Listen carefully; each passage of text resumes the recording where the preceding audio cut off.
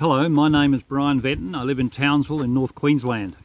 I want to talk to you today about this concept of voting all major parties last and all minor parties above the majors at the upcoming election. You may have heard about the idea but are not sure what it actually means, and I want to flesh out the concept so that you can understand it a little bit more clearly.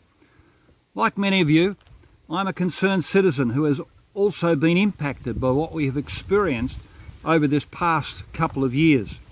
Many people, and rightly so, are discerning, intelligent and thoughtful, and aware that all is not well in our nation, and as a consequence of what we have experienced and witnessed, we believe that change must happen to break the two-party preferred system of control over our lives.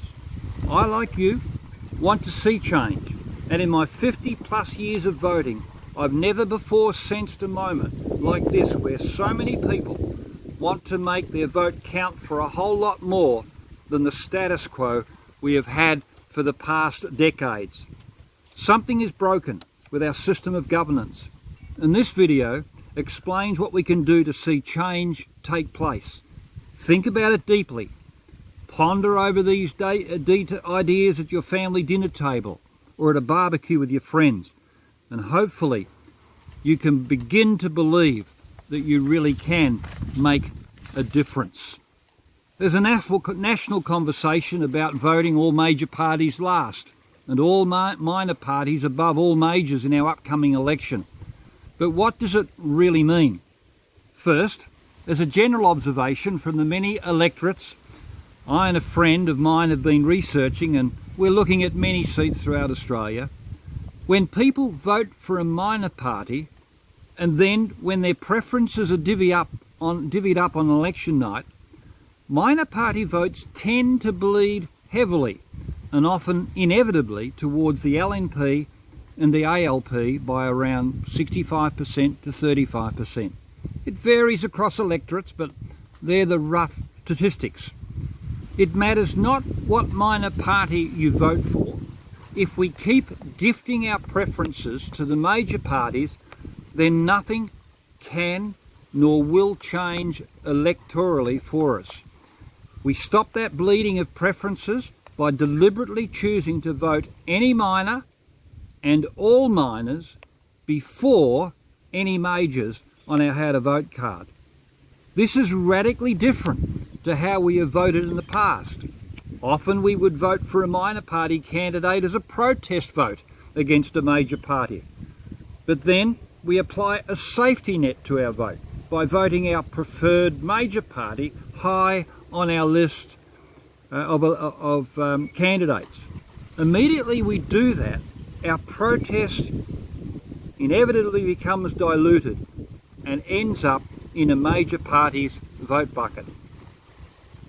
Alternatively, by directing our second, third, fourth and fifth choices to other minor party candidates before nominating major parties, what it does is effectively strengthens the minor party collective vote so that your preference carries more weight for a longer period in the electoral count. Personally, it matters not to me what minor party you might vote for.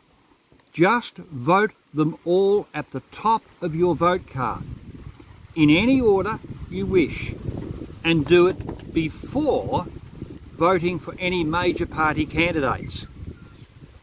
But this in and of itself won't elect a minor candidate unless we do something else that's extremely important. So second, this is critical. In fact, it's extremely critical. Placing all majors to the bottom of your vote card is imperative. Let me explain it to you this way to help you understand how important it is. I suggest it could well be a wow moment for you. The poignancy of this strategy is powerful, and major parties use this strategy themselves to drive outcomes for their own ends, and they've done it over the years. Imagine if everyone who voted last time for the Greens, the ALP and the LNP And they're rightly called the majors because they control the political discourse in this country. But if this time around, people who normally voted for the majors as their first choice decided this time to put each of those parties last on their ticket. Question: how many primary votes would they get? Think about it. Very hard. The answer is none. Let it sink in. The majors would get no primary votes, and all preference votes from your vote slip would be denied them too. Understand the logic of this circumstance. Ponder it deeply, and then consider who then would be eliminated first in the preference count on election night. The answer would be Greens, ALP and LNP. They would be gone electorally in your precinct because they would get no votes.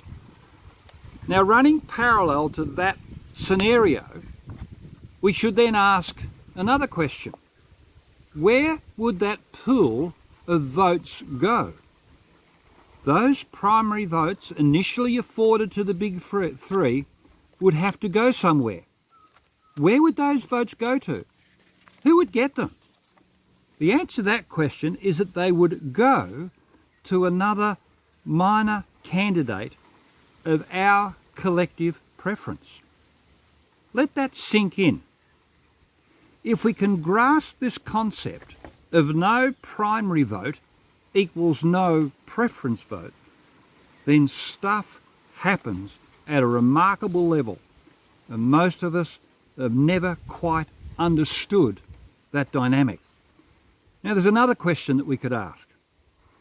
If a major party is placed last on your vote ballot, how many people in your electorate would possibly entertain this thought of voting the Greens, the ALP and the LNP, the majors? How many people would actually do that in reality? The answer is obviously not a lot of them, or not many of them, not all of them. But here's the point. What percentage of people across the three majors in your electorate do you think are willing to vote that way? Is it collectively 10%, 20%, 30%, or 50%, or even higher?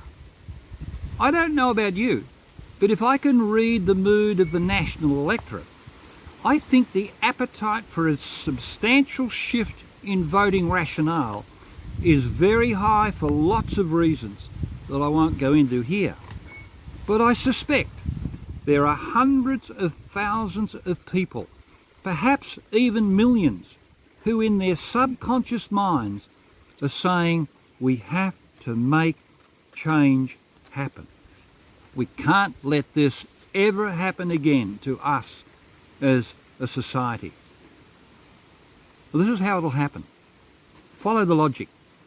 If significant numbers of people choose to crash the primary vote of the majors by voting incumbents last from either party, followed by other majors just above them, then I could almost guarantee we will have a heap of new politicians in Canberra. Some are suggesting that up to 20 seats will shift if people choose to vote in quantity with this strategy.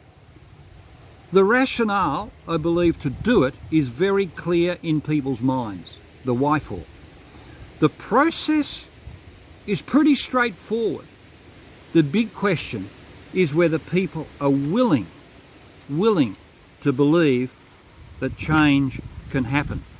Now, historically, in Australia, we think in terms of single-digit swings. In this election, it's not beyond the realm of possibility that we are talking about epic swings, perhaps even an avalanche against incumbents and other majors. Why? Because we've all been to a place of brokenness, despair and helplessness this past 2 years. We've been funneled into levels of compliance, and all majors on both sides of politics, federally and state, without exception, are culpable, and it is time we as the people held them to account. My encouragement is to lay aside what I refer to as our partisan politics and see a bigger objective that can happen for our country, where more representative governance can be implemented that is less driven by partisan politics and driven by us, the people, through our elected representatives. I suggest we need to get behind all the miners, almost as a non-aligned coalition of candidates, and drive down the primary vote of the majors and get people into Parliament who represent our interests in benevolent ways, rather than the current apparent alignment to globalist agenda by our majors. We must work together to achieve this objective if we want change to occur and break the stranglehold over our lives of the dominant two-party preferred system of governments. Be the change you want to see happen. Thank you for listening.